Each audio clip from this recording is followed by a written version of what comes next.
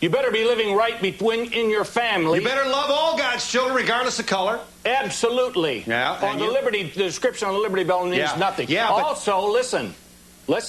Also, I said, irrespective of the guns, throw the guns away, throw the uniforms away, throw the rank away. You're the army of the Lord, because I've seen biblical things happen among these people. Really? Yes, in a fellowship. Really? Unity, order. They come to the Lord, do they? They sure do. I want to tell you something. Here's a bulletin for you. They are not throwing their guns away, and you can quote me. But you can challenge the observation if you want. And this audience wants in when we come back in just a moment.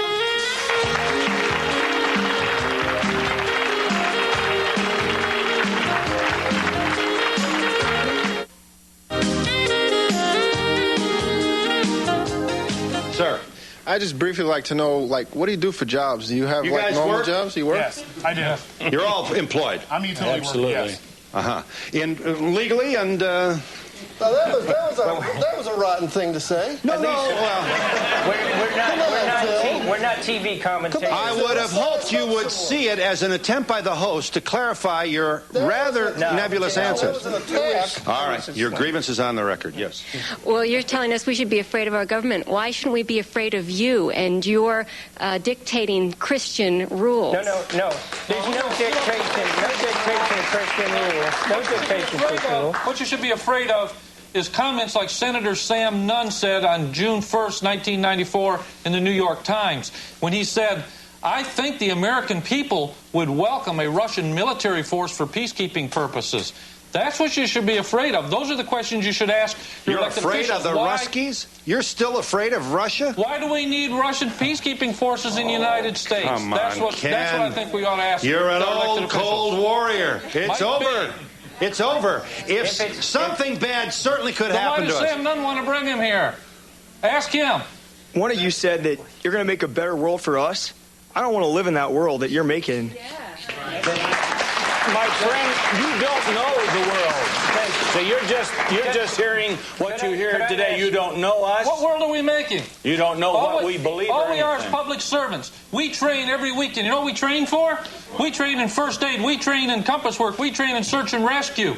We're there if in case of a natural disaster that we can come out and serve and effectively help people. If a child is lost in the woods, that we can have 500 men out there in the woods helping to find that lost child and serve that sheriff. We're public servants. As a citizen of America, each one of you have the same responsibility. The first people at the important forest fires that broke out a couple of months ago in the Northwest, which may seem humorous to you, Phil, but it's not. No. Nonetheless, it was the Trockman family was the first ones there. Long before any other people were out for the forest fire. Yes. Just because of people like you are, we have to bring the Russians, because we have to keep peace here. And how we can keep peace here if we have people like you are?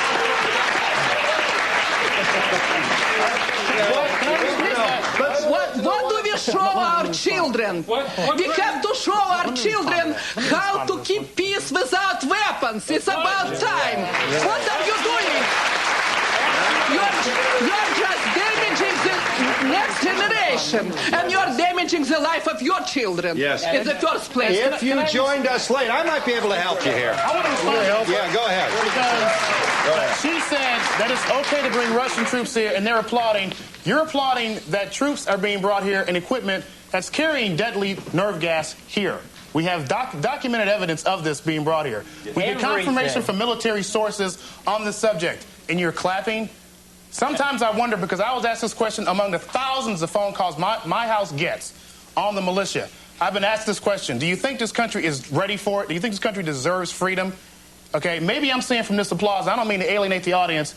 If we don't get our heads out of the sand and wake up, we're going to get whatever we deserve, people. Yeah. Why are your children playing with guns? Where are they getting the guns, lady? Where do the guns come from? What is your point? Make the point. You keep asking questions. The point is this. This is a local sheriff. You're laughing at this? This is a local sheriff. Yeah. That's his vehicle. That's an armored vehicle, folks. It says sheriff on it in Washington State. In every major U.S. city and the small ones, like Bay City, Michigan, the police officers are getting hand grenades hand grenade launchers and CS gas like they used to kill the people in Waco. Yes. If you find humor in that, talk to me later on, because you're looking at a different radio program. Let's review here for a second. Very recently, in our last election, we threw a lot of what we called the bums who were spending our money out of government. We hate government. We are ready for these guys. We think government is too big. We think taxes are confiscatory. We think the government is knocking down too many doors without the appropriate papers to do so. We also think there are a lot of people standing up and applauding the government when they do this. Say what you want about these guys.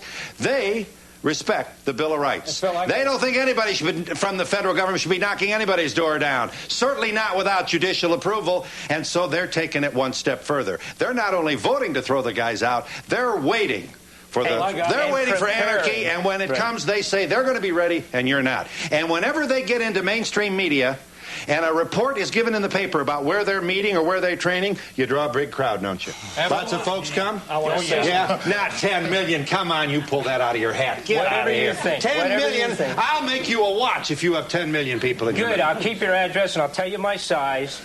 You don't. Let me tell you. The report, here's what, 150,000 people. That's max. That may be what you have. Let me point this out. Now, there's 3 or 4 of us that work on a full-time basis in just keeping together the associations. Single radio programs, for example, in Phoenix, Arizona, generates 200 phone calls of persons that want to develop their own individual groups of militia.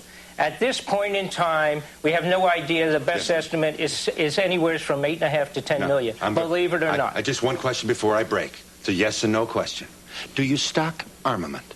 Absolutely, we stock whatever is necessary to protect ourselves. Under the Constitution. Right. Would you stock? And that includes semi-automatic weapons and all the, the boom, boom, boom, boom, and the big boom. Are you talking automatic or semi, or do you know what the difference is? Well, what if I don't? If you don't, then you're in trouble, because we're going to have to understand guns. Do you stockpile hand grenades? Absolutely not, and that's no, you don't like hand grenades. That's foolishness. But you do have illegal, Phil. You do have AK-47. That's illegal, Phil. You have to learn what's legal and illegal so that you don't get in trouble. We have 2 people who are involved in watching out for human rights, monitoring the activity of what many call extreme right-wing groups. Gentlemen, maybe you're flattered by that definition. Absolutely not. It's totally wrong. And we'll talk with them and give them a chance to ask their own questions of these folks when we come back in just a moment.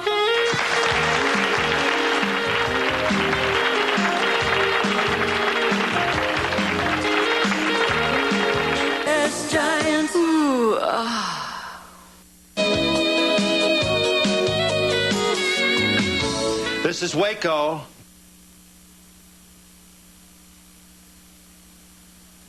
Here is, incidentally, who's responsible for this? And, well, is this the way you want your official response to express itself here?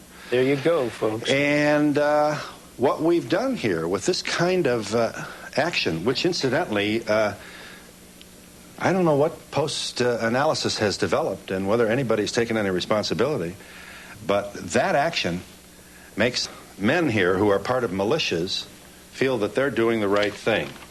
Not to be confused with... The president and also Reno, our attorney general, took responsibility for it, and it should rest right on their shoulders. They need to watch that tape a few times, too. Tom Halpern is Associate Director of the Fact-Finding Department at the Anti-Defamation League in New York City.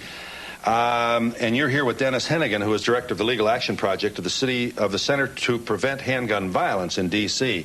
Is it the Brady Bill and the crime bill had an anti-automatic weapons provision? That's Do right. I understand that? A ban on assault weapons. Ban on assault weapons. Mm-hmm. You feel this is just 2 stories that excited interest in this kind. Why don't you just give them a chance? Right. Thank you. Yeah, I think that the enactment of these federal gun control laws were the flashpoints for this militia movement. Mm-hmm. Clearly, these people believe that they have a right to resist by force of arms gun control laws that were enacted by a democratic government. And that's very disturbing. Yeah, but they would argue, I mean, probably more eloquently than I, if Koresh had been maybe readier and been able to defend, maybe he wouldn't have all those dead babies today. Well, so, what's the difference between self-defense and authorized invasion of a person's home. I think that's what we're down to trying to define here. Well, keep in mind, Phil, that Koresh's people were engaged